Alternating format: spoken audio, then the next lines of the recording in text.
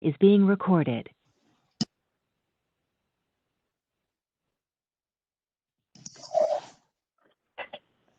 Hi, good afternoon, everyone. This is Mark Sexton. Can you hear me? We can hear you, Mark. Yeah. Hey, Bridget, thank you all for confirming. I know many of you are on mute, and Musa will explain the muting in a minute. So, hey, thanks everyone for joining today's webinar on pandemic planning and some of the cybersecurity and privacy concerns that are a bit unique to this crisis. Musa, can you scroll quickly to the agenda?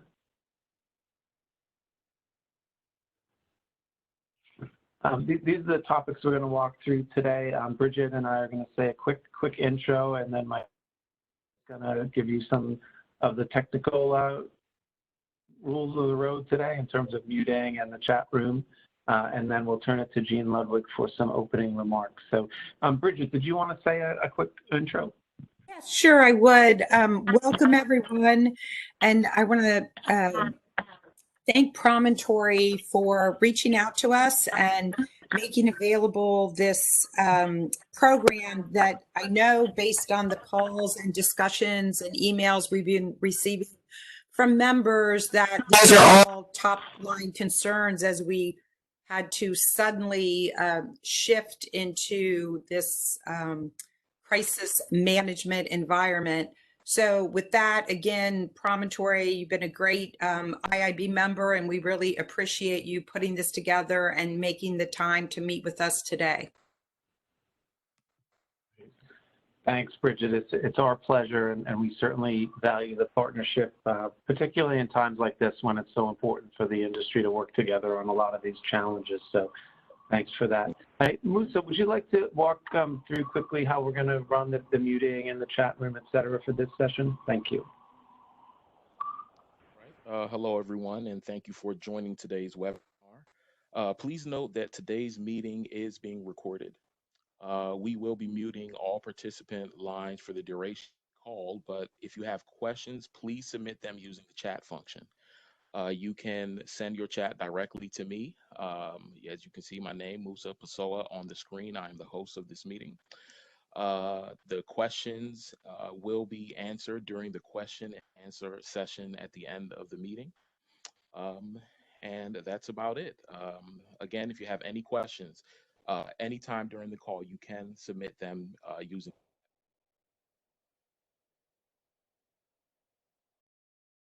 Great, thanks, Musa.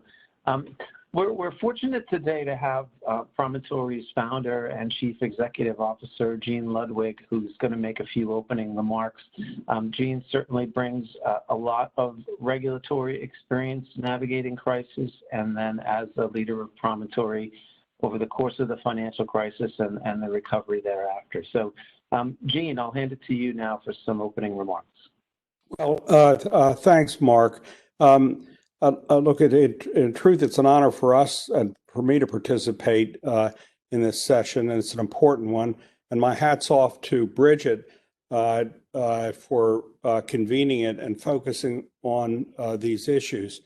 Of course, first of all, we all care about health and safety of you all and of our people. This is a time of great stress and in a lot of different ways, but that comes first. So we realize that everybody's stressed and your time is precious, so we want to be mindful of that.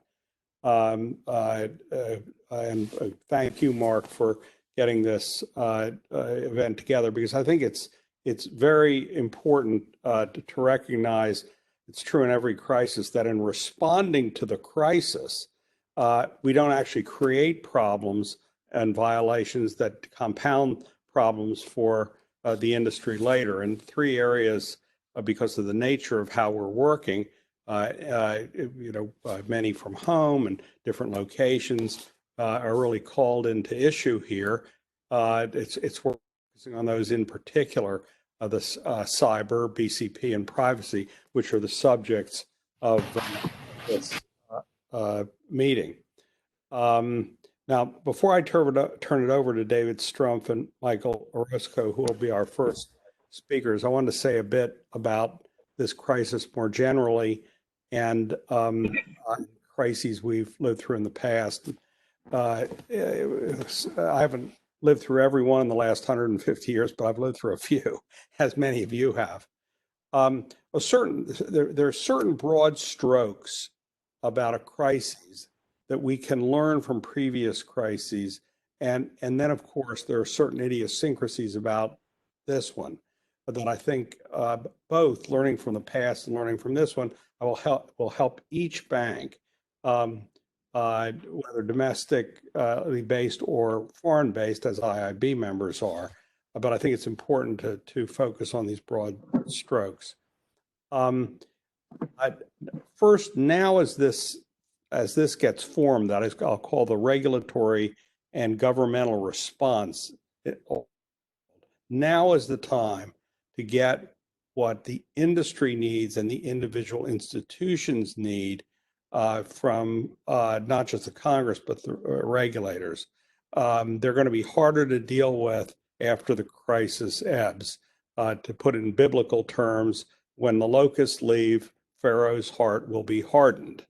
So for those things that we really need to be able to operate and also not be taken advantage of, now's the time.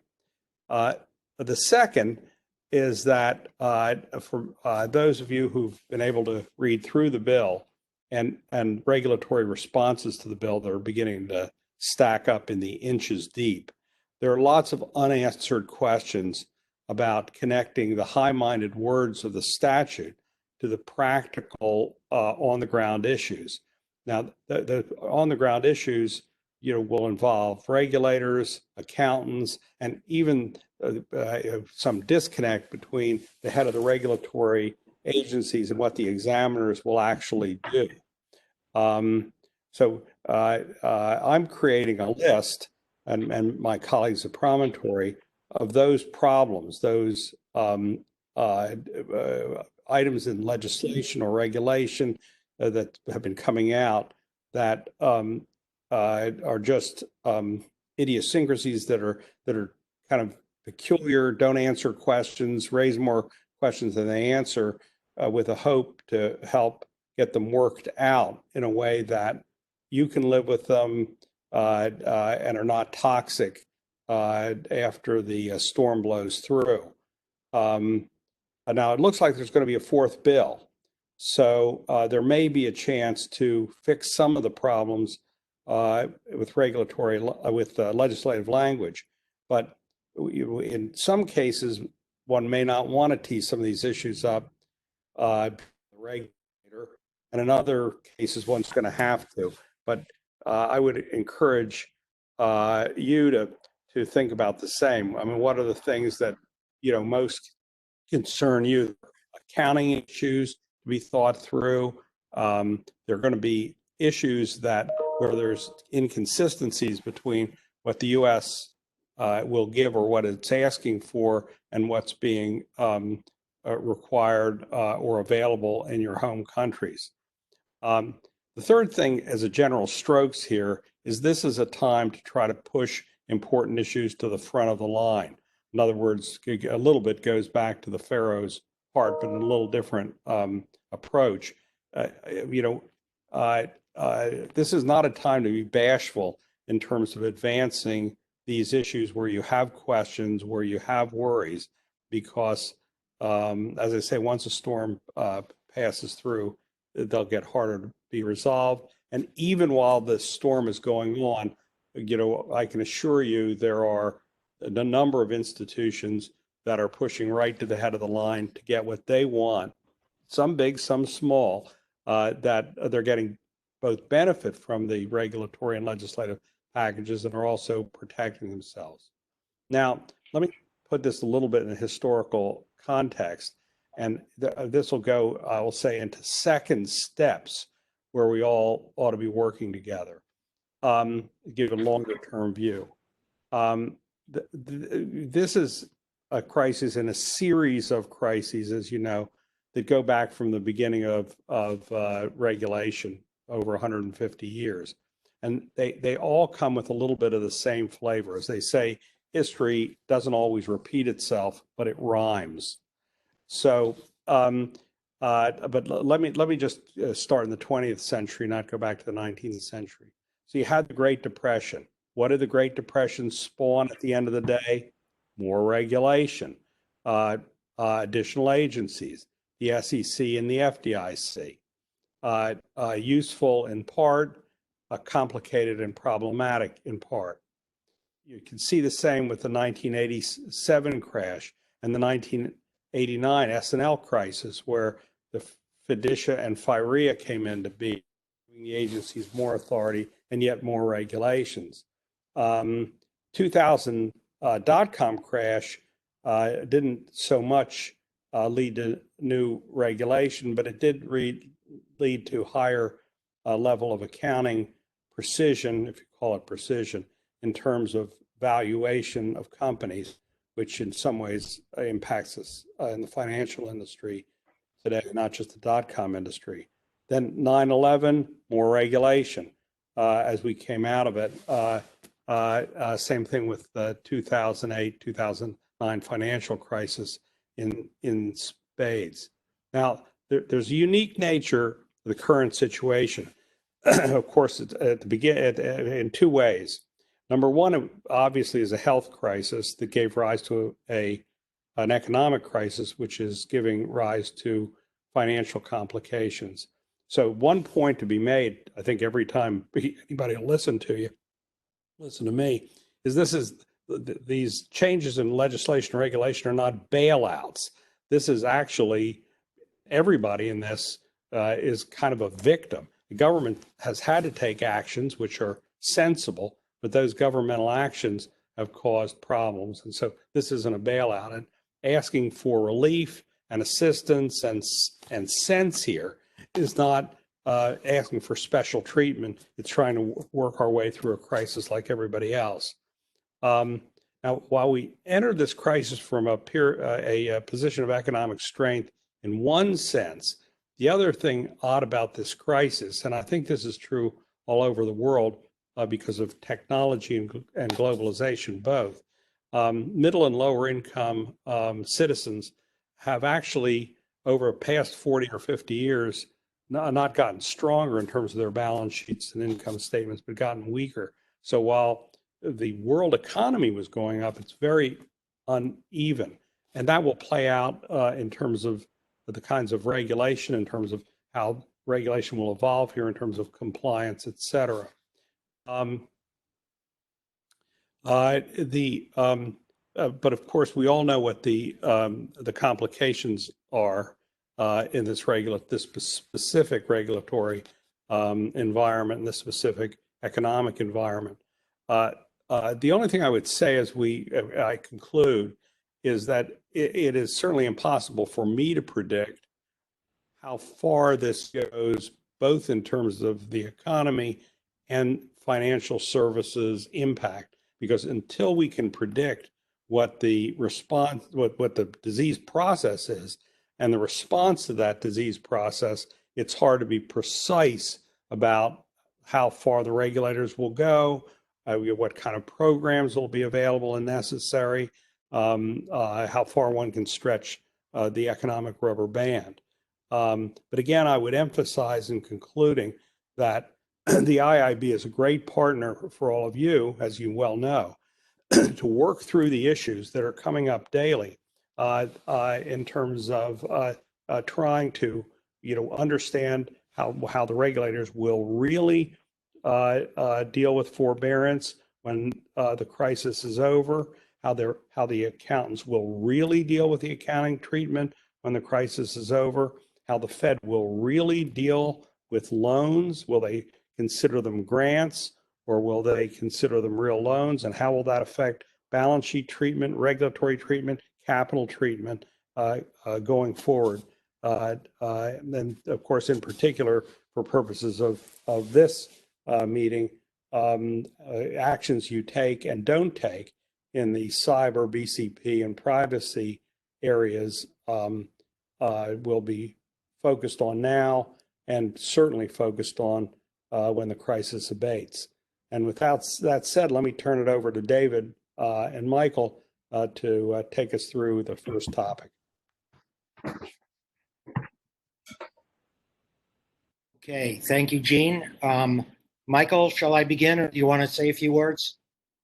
I just wanted to give a quick thank you to the audience for allowing us this opportunity, and also to give you a little background as to where the information is coming from.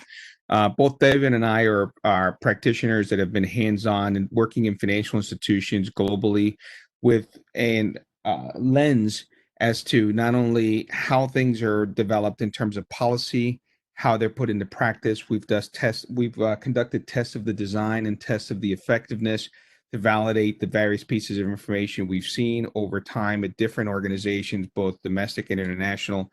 But more importantly, we come from a background where not only have we been technical and hands-on in the architecture and understanding, but also recognizing how this technology or what the impacts could be in terms of operating within a financial services industry.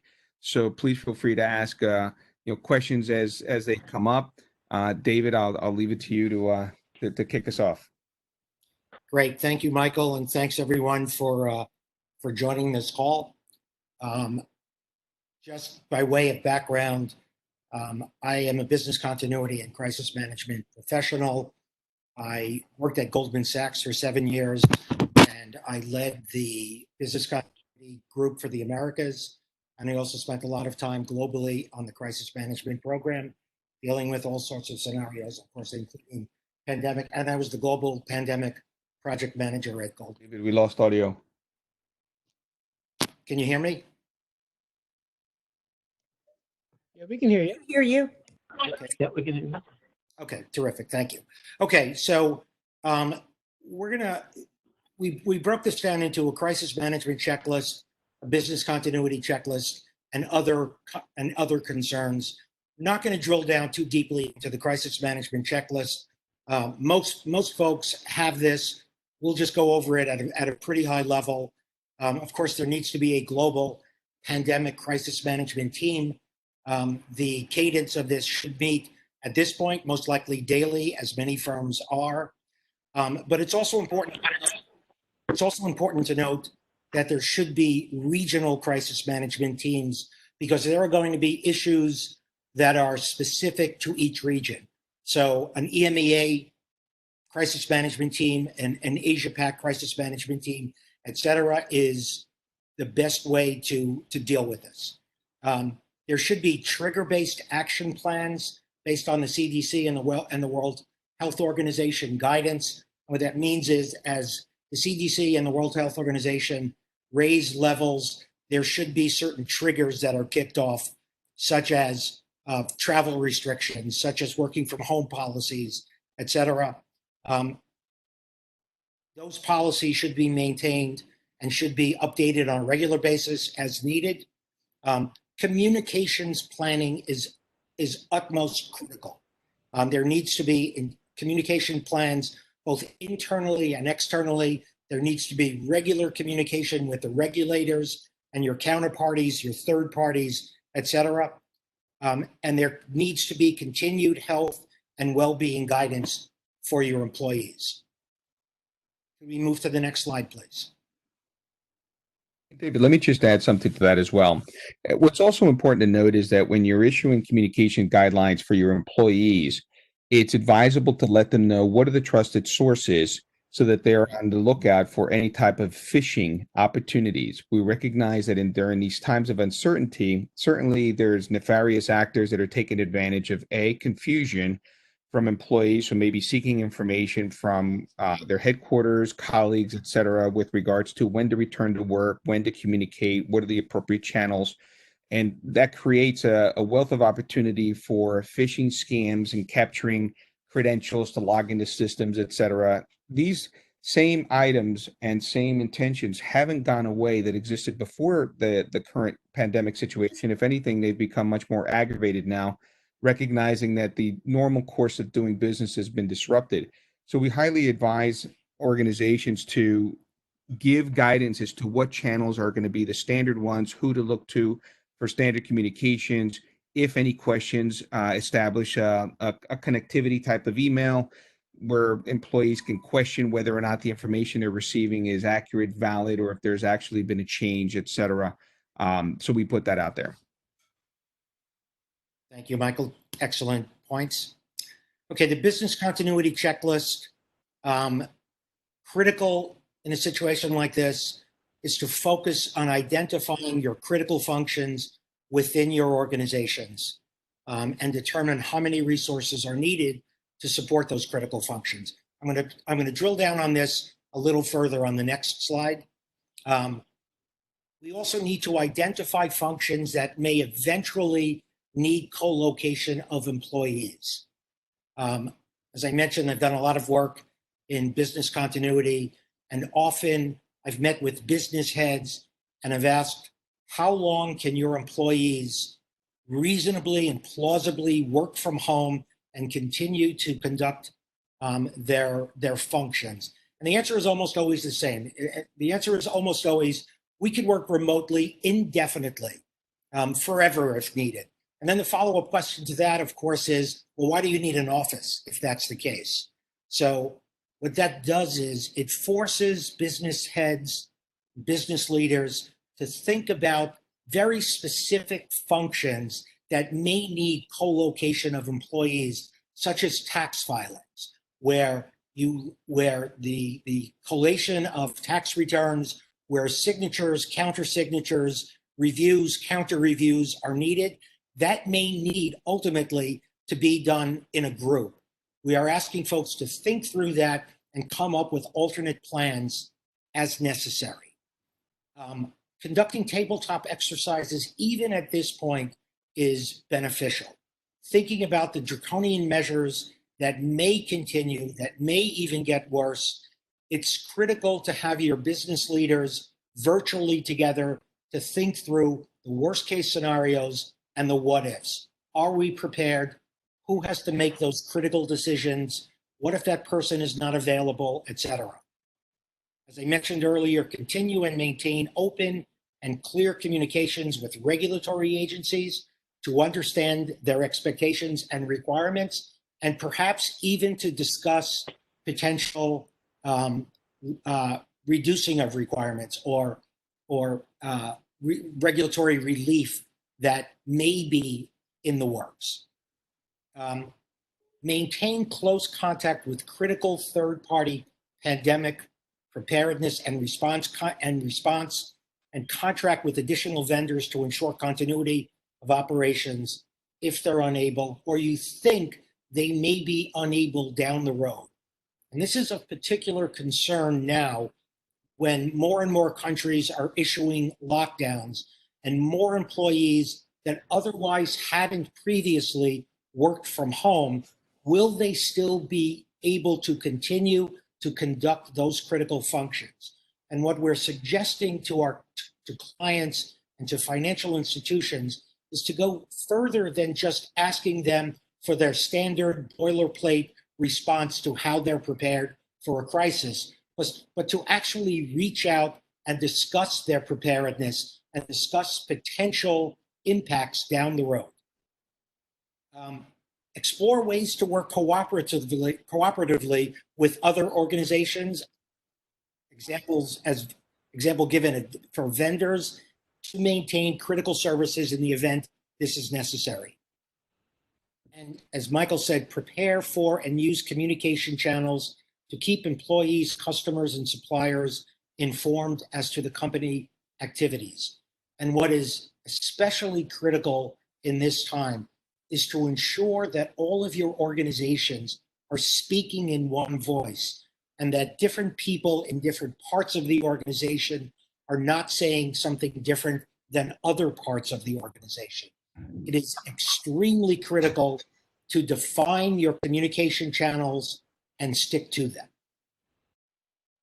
Something else I may add on to that as well, and this is what I've been hearing from a number of C-level executives and other members of leadership across clients, has been the tone and frequency with communication, how it should be adjusted now in a time where we're more decentralized. We're not in an office. We don't have the opportunity to walk by, have an open door, or in many cases have the standard in-person meeting where we rely on physical cues, somebody's frown, somebody's question, someone raising their arm.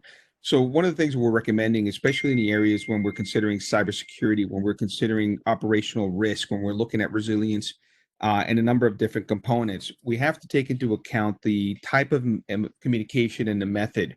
Whereas standard standing calls were sufficient because there were other methods of communicating, being in touch, conveying ideas, or using different work share tools.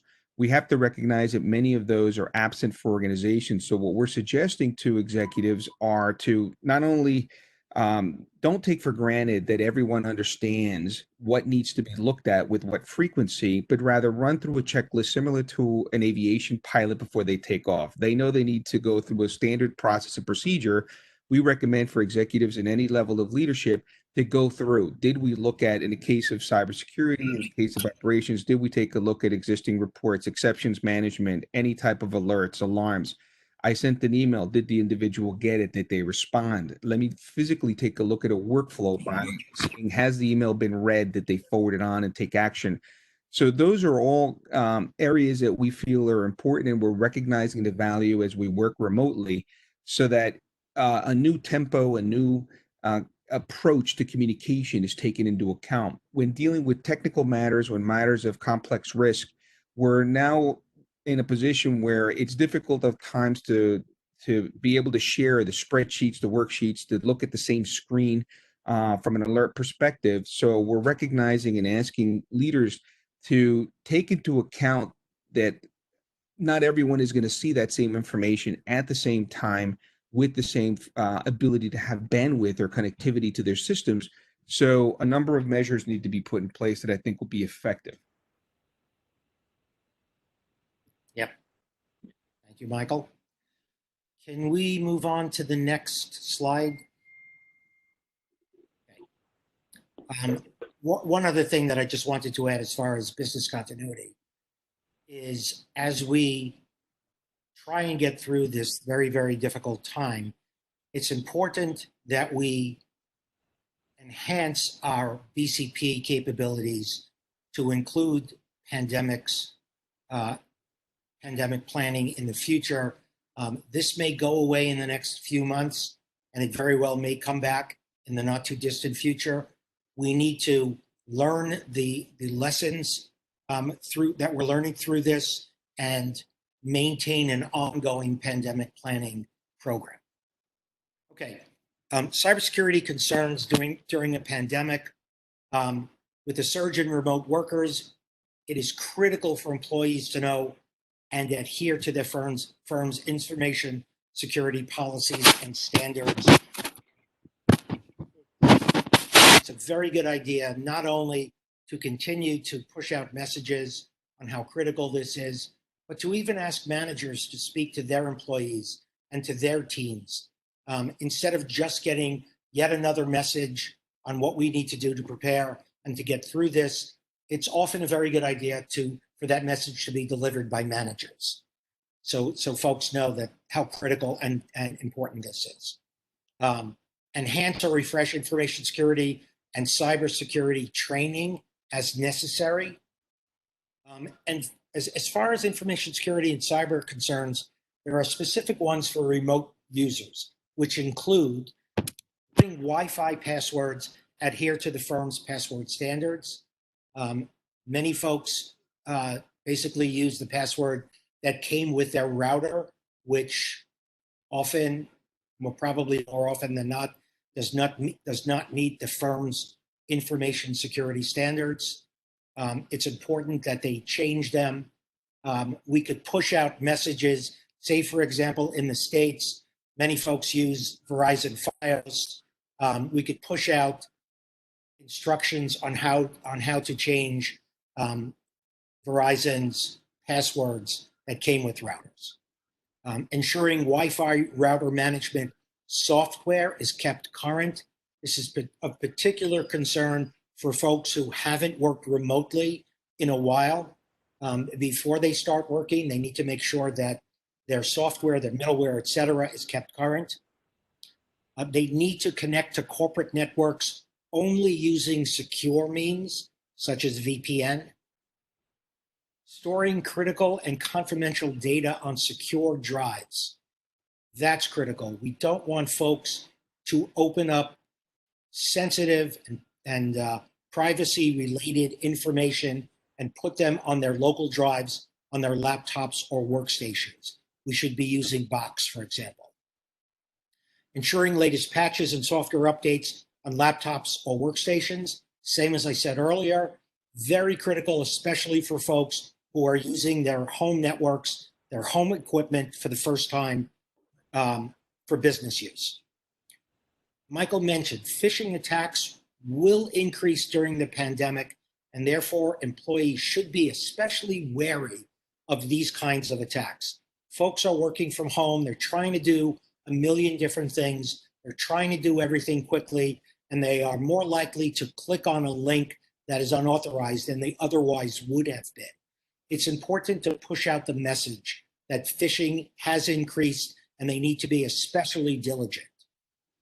Use of personal phones may expose sensitive data or confidential data. You could be opening up sensitive documents on your phone that could be exposed. And lastly, personal work environments may not fully support business needs such as screens, market data, trading stations, and so on. The sooner folks could test these environments from home and make sure that they are doing all of the functions that they would typically do over the course of a month end, a quarter end, a year end, to make sure that their systems can support all of the things that they need and their equipment can keep them informed. I think added to that, the notion that we want to consider is every malevolent actor out there is fully aware that business is conducted from home environments at all levels of the organization. And they also recognize that at all levels of the organization, not everybody has their up-to-date laptop or desktop computer that they had at the office. Not everyone has a network connectivity or is using a VPN. Many folks had enough of a difficult time remembering their passwords at work. Now on their home systems, the passwords in many cases are very lax, or in some cases they're using password as the password. We have to remember that that still continues to be one of the top 10 passwords used nationally, if not globally, every year, according to the SANS Institute. So we also want to make sure that common sense continues to be common practice in a home environment, and recognizing that if we're conducting sensitive business on a particular home piece of equipment, whether that be a laptop, iPad, or desktop, and at the same token, it's used for home entertainment, there are going to be a number of communication channels that are open. So, for example, Xbox, a number of the different virtual games have communication channels open from peer to peer, meaning that as you're playing a game, you can communicate with folks you've never met before, but they definitely can identify where you're at, what system they're using, where exactly your physical address will be, and be able to communicate. And in many cases, opens up a portal to do a scan on your machine as to what's on there, all while you're playing the game, all while you're doing social media, all while you're using it to download your favorite Netflix video. That being said, we recommend to any organization to do an established checklist of what should be the minimum advisable security requirements when working from home. In the event that you're unable to meet those requirements, at least contact your local help desk to be able to ascertain, is there a VPN that could be downloaded commercially available? They're very inexpensive, placed on your machine. Is there a virus package that you can download and put on there? A lot of these things that we're taking for granted because it's the home machine and you could take it into, the Geek Squad, is now center and paramount when you're now trying to conduct business at all levels with sensitive client information from that same machine. So we put that out there because we're seeing a tremendous amount of that activity. And what it's done, it's taking the same issues that were found under Bring Your Own Device to Work and exacerbated it exponentially many fold times over. So that's something that's going to be prevalent as well. Thank you, Michael. Okay, additional concerns during the pandemic.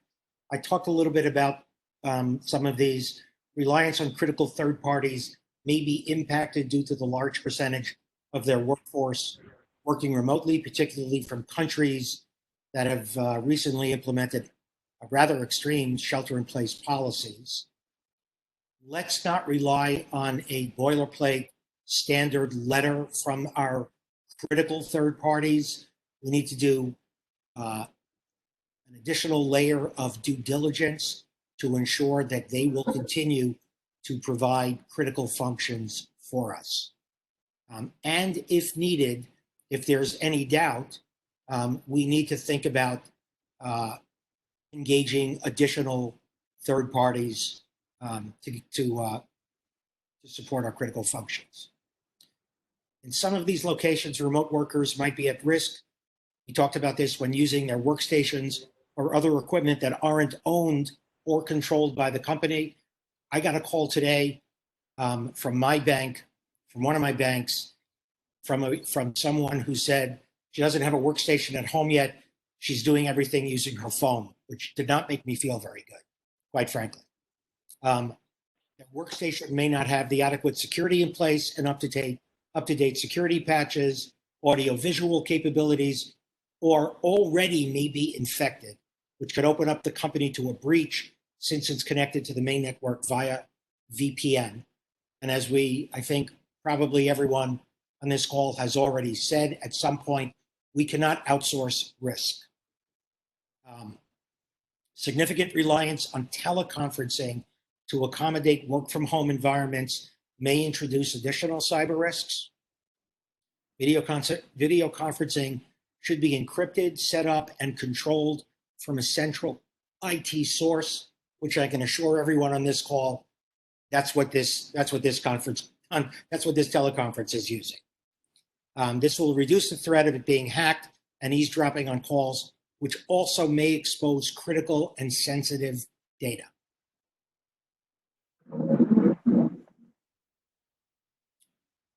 Those were some of the concerns from a BCP, crisis management, and cyber perspective that we had. You might have already guessed, I could talk about business continuity and crisis management for a long, long time. Please feel free to reach out to myself, to Michael. If you have other concerns, other questions, happy to engage with you.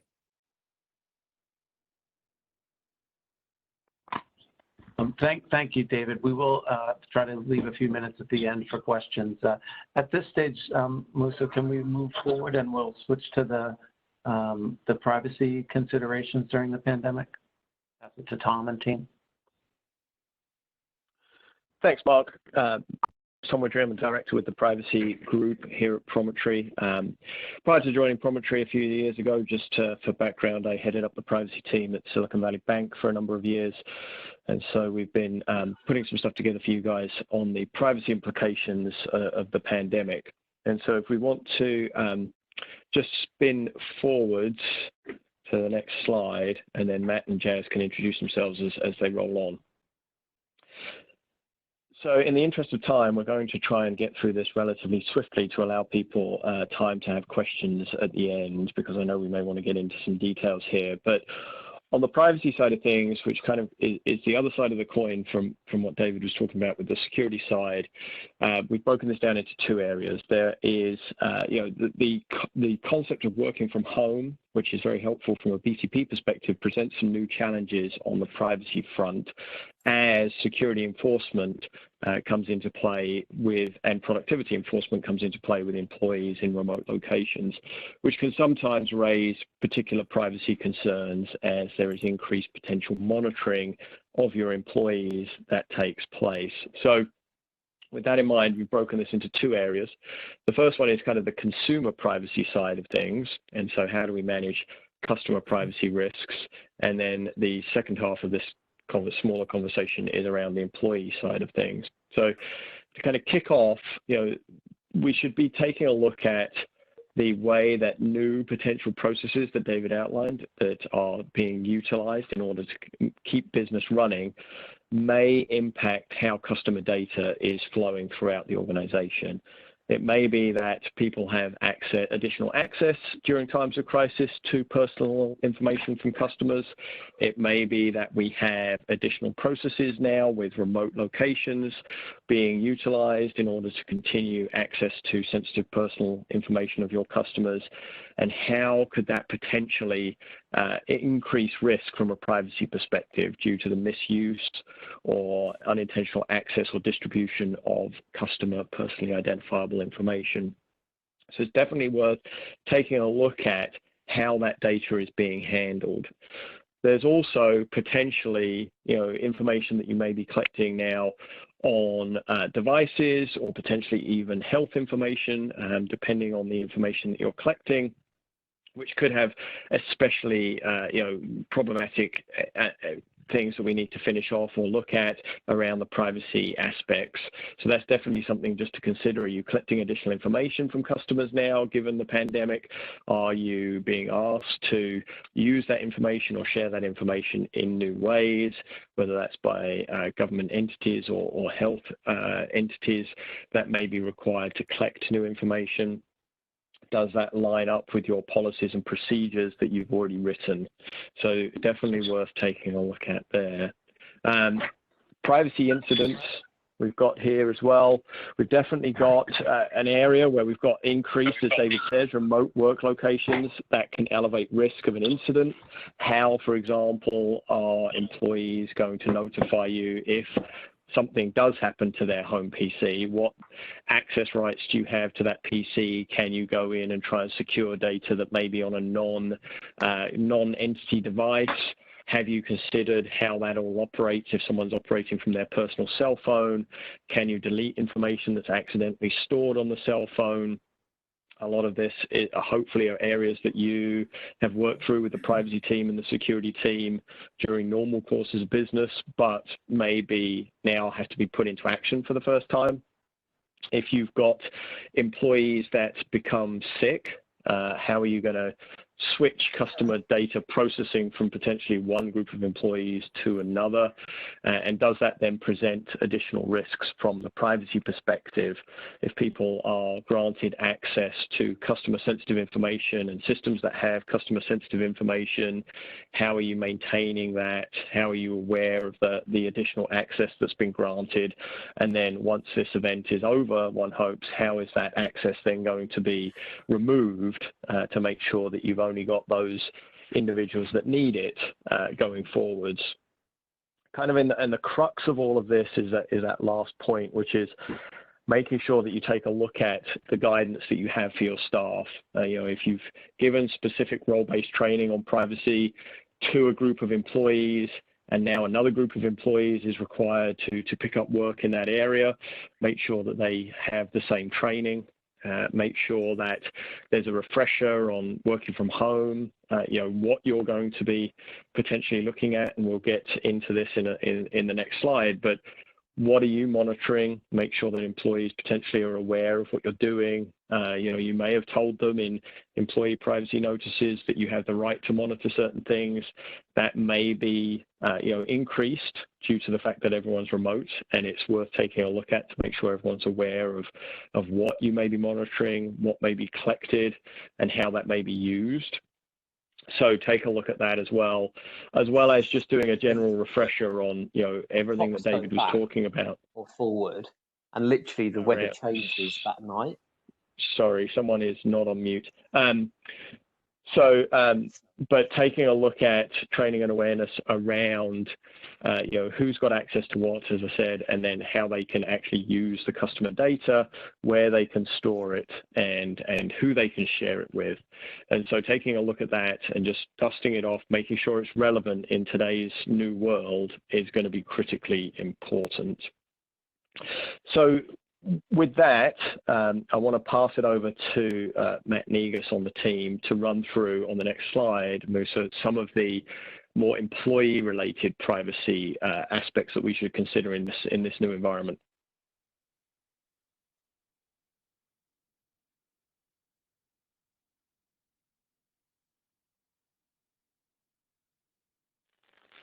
Matt, you there?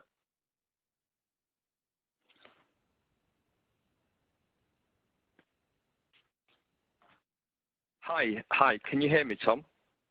I can now. Perfect. Okay, thanks, Tom. Sorry, apologies everyone for that. So yeah, just picking up from Tom's point there.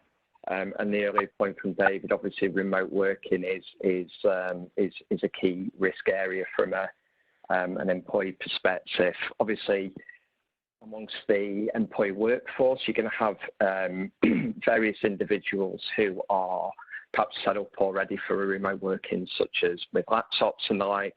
But obviously, for other staff, perhaps more operational facing staff, that may not be the case. So they're more likely potentially to be using personal computing devices, or that's potentially a risk that may arise. So particularly remote working policies, including bring your own device guidance.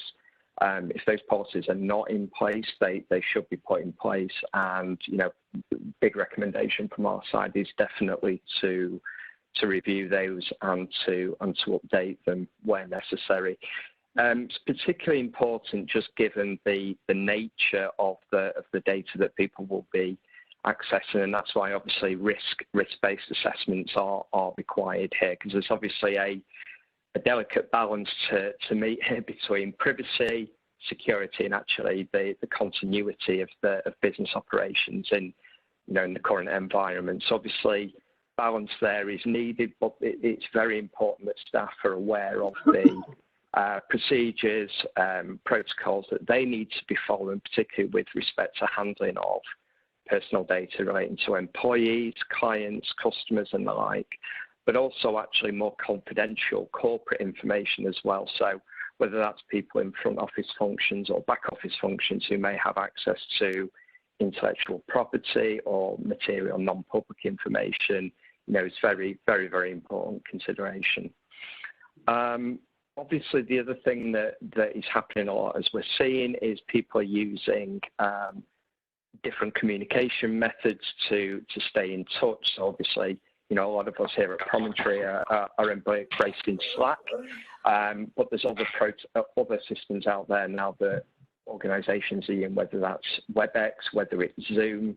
There has been some well-publicised privacy concerns about Zoom. So again, really important that organisations are issuing clear guidelines, procedures for staff to follow in this case. And even just a practical consideration here is, given the increased use of video conferencing and conference calls, individuals do all need to be notified where recording will take place. So that's quite a common thing, and particularly in Europe, where organisations can fall foul of some of the requirements there around interception of communications. If it's not made clear to individuals, that conference lines may be subject to recording. The next point I'll just cover is around employee monitoring, and again, this is a really, really important point for organisations to consider at the moment, given that a large proportion of the workforce for many organisations, not just in financial services but beyond, are actually now having to embrace remote working amongst not just a subset of the workforce, but actually the entire workforce. Many employees are likely to have justifiable concerns about how productive their workforce is, and may be tempted to deploy certain monitoring or analytics tools really to assess how staff are using various operational systems, messaging platforms, email, internet, and that type of thing. Again, most companies, particularly in the financial services sector, should already have defined acceptable use policies, which set out basically the guidelines or the guide rails that employees should be following when they're using company resources for internet and messaging and the like. But again, it's probably a good idea in the current climate just to take another look at those, either to update them or to actually just recirculate them to employees, just making sure again that you're covering yourselves, that you're making your staff aware of what their responsibilities are during this type of environment. Again, I think another really important point to just cover on the employee monitoring side as well is the importance of key stakeholders communicating here. Now, what I mean by this is it may be very, you might have the human resources function or the CISO within the organization who are keen to monitor productivity, and they will deploy something, let's say, to the entirety of the workforce without giving due consideration to some of the privacy risks that they may be opening themselves up to, particularly in certain European jurisdictions. So what I would say here again is it's really, really important that there is engagement with the internal corporate privacy office, whether that's the chief privacy officer, the data protection officer, again, so that there is appropriate risk assessment, or what's commonly known as a privacy impact assessment undertaken, basically to ensure that due consideration is given to, basically giving consideration to the balance between the legitimate interests of the organization to monitor productivity, but also balancing that against the impact on individuals and the workforce to ensure that that's not intrusive or undertaken in an unjustified or unwarranted manner. So again, very, very important that there is close communication throughout this time between business, the chief technology officer, your CISO, chief information security officer, HR, and the privacy office. And particularly the final point I'll maybe just make here is in certain European jurisdictions, particularly Germany, Luxembourg, Netherlands, Belgium, it is necessary to engage with works councils in certain cases where you're deploying or in increasing the extent to which you're monitoring the activities of your workforce. So again, very, very important that works councils are taken on the journey in this regard here, because typically what I've seen in previous instances is the works councils would tend to be very difficult to deal with if they feel they've been blindsided or effectively not communicated with in this case. So really just a closing thought here really from my perspective is communication is key, and ensuring that your internal functions are speaking to each other, particularly between HR, technology and the control functions.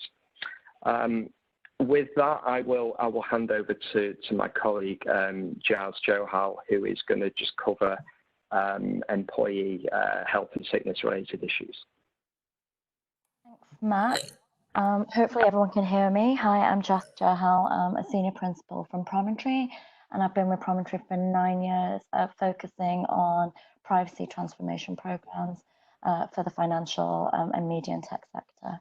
So I'm just going to cover off the final point around sick employees and really some of the additional consideration that employers need to consider from a privacy perspective when their employees may be potentially sick.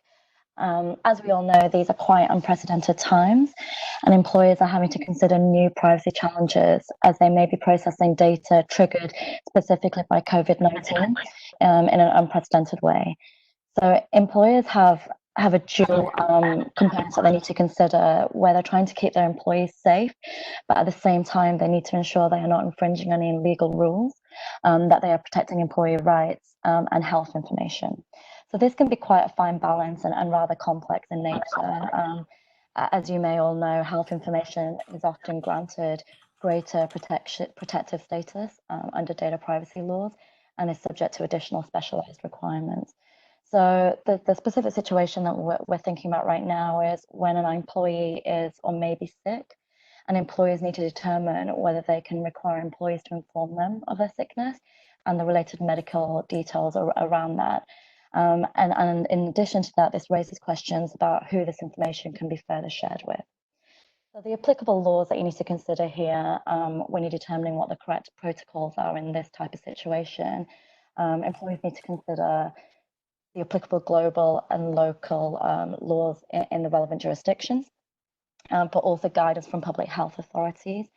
But also companies should look internally as well as externally. So look at your applicable internal policies, your data privacy notices, what that current states of what you should be doing with health information, and also employment contracts. Also, Matt mentioned this point. This is particularly relevant to Europe, where there are employers with employee representative bodies. You may also need to consult with those bodies before you start implementing new privacy measures, because it may impact on employment law. So this is not the first global health crisis in which privacy considerations have arisen, but it's the most significant since GDPR took effect. And issues of data protection have globally just become a focus more for governments and individuals. So it's a really interesting time for the interplay of health issues and privacy at the moment. I think it's really important to realize that data protection laws have not been suspended. Data protection laws still very much do apply. And this is the baseline that organizations need to be looking at to see how they strike that balance. So, and I'll be relatively quick so that there is a little bit of time for questions. In the GDPR, there is flexibility that allows for situations of public health concerns and cross-border threats. So it does allow for data collection and processing of sensitive information from employees for certain instances, so to comply with legal obligations, to protect the vital interests of the data subjects, as well as public interest. Similarly, within the US, whilst there's no omnibus data protection law at federal level, there are protections in place that do need to be considered and regulatory frameworks that need to be taken into account. So in terms of the specific situation, like typically there are limitations to when an employer can collect employee information, but it may be allowed to, in this instance. So if an employee is tested positive for COVID-19, the employer can request that information, but employees should use this information to limit the risks to its employees and notify direct co-workers and customers. But employers should not request more medical information than is necessary. It doesn't need, for example, and this is particularly relevant to some of the US guidance that's been coming out, that it doesn't need to receive information about any underlying disabilities. Employees should also limit the notifications to the colleagues and customers who have a legitimate reason for knowing that information and that it is related to their own health concerns. They should also, employees should also be respectful of the sensitivity of this information. Medical information is very protected. And so there shouldn't not be any specifics relating to the individual and the medical information. It should be done on an anonymous basis to the extent that is necessary, to the extent that is relevant. And it's really important that when you're providing medical information at any level, at any high level, that employers make sure that there are protocols in place to ensure information does not lead to any discrimination against anyone that has been diagnosed with COVID-19 or symptoms. And one last point that I will make before I hand over to Mark is, within this context, there are specific underlying privacy principles that you can apply that just allows you to not only look at the legal principles, but also good practice. So when you are collecting data in this unprecedented way, making sure that you have a valid reason to do so on a legal basis, or in this instance, a legal exemption, but making sure that you're really complying with the principles of data minimization and proportionality. So only collecting data that you really do need to ensure that your workforce, your customers, the public is safe. As I said, where necessary, anonymize that data. To the extent possible, be very transparent. That's a underlying principle of privacy laws globally, and that you make sure you're informing your data subjects of why you're collecting that information, for what purposes, and then really making sure you're conducting the necessary impact assessments to ensure that any risks related to collecting and processing this data in the new way, that you're managing and mitigating that risk where possible. I will pause there. You have 1 minute for questions, but no, I'll hand over to Mark to just close off this session. Great, thanks so much, Des. Yeah, folks, we did hope to have some time at the end for questions, but given that we are at time, what I will be doing is, we provided the speakers' bios to Bridget and the IIB team earlier. I'm going to send an updated version that will include everyone's contact info. So feel free to shoot questions over to anyone on the Promontory team. We'll be happy to to get back to you and engage in further conversation if that's of interest. So I really want to send a thank you to Jean and to all the Promontory speakers. And Bridget, if you're still there, if you wanted to have a closing remark. Yes, thank you. Thank you, Mark. Thank you, Jean. Thank you, Promontory team. Appreciate that you'll follow up with contact information and bios so people can reach out directly. And as was noted at the beginning of the webinar, it's been recorded, and we'll let you know where it is available for people who would like to review the slides later. Thank you again, everyone. Stay safe. Thanks. Take care, everyone. Bye.